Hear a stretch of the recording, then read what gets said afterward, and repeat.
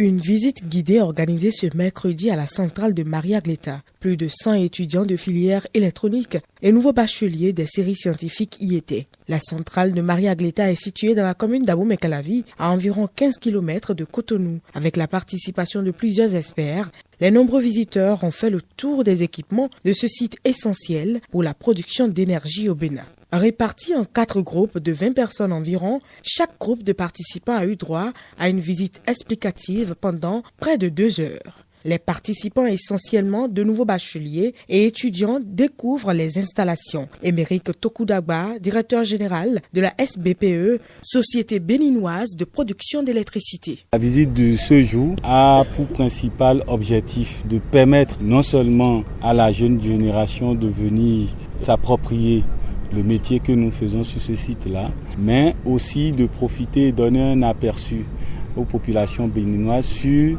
l'état de leur infrastructure. D'une puissance de 127 MW, cette centrale joue un rôle important dans la fourniture de l'énergie électrique du pays. La maintenance des équipements se fait de façon régulière pour garantir une performance optimale, explique Voltaire Darunto, directeur de la maintenance. Maria Gleta, c'est 7 groupes d'une puissance unitaire de 18,5 MW pour un total de 129,5 MW en sortie. Ça fait à peu près 50% du réseau électrique du Bénin. Les participants ont pu visiter cette installation de pointe, de la production à la distribution. Daki Tokudagba, responsable HSE et guide sur le site, nous présente quelques équipements qui font tourner la centrale thermique de Maria Gleta 2.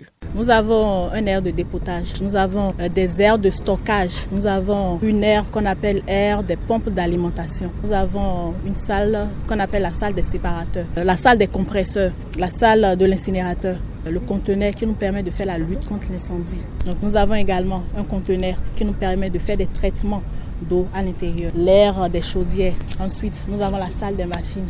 Ensuite, nous avons la salle de commande. Impressionnés par la qualité des installations et la technologie utilisée pour gérer cette centrale, les participants sont conquis. Moi, je suis déjà orientée vers l'électrotechnique, donc ça me motive plus à beaucoup travailler pour bien comprendre. Comme ça, j'aurai eu la chance un jour de travailler soit à la CEB, soit aux centrales de Maria Gleta ou à la SBE. Quand je dis que je vais faire l'électrotechnique, on me dit que c'est un métier de garçon, que je ne peux pas le faire. Notre guide était une femme, une ingénieure, donc à travers ça, j'ai vu que les femmes peuvent tout faire en fait.